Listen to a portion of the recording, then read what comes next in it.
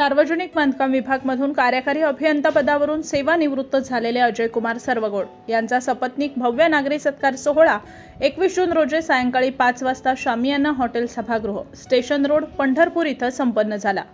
अजय कुमार सर्वगोड हे कणकवलीच्या सार्वजनिक बांधकाम विभागातून कार्यकारी अभियंता या पदावरून 31 मार्च 2025 रोजी सेवानिवृत्त झाले होते।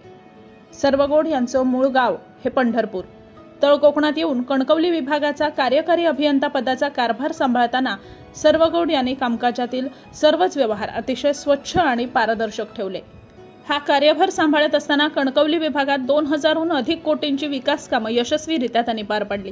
त्यांच्या याच कार्याचा गौरव करण्यासाठी पंढरपूर इथं नागरी समिती गठीत करण्यात आली होती।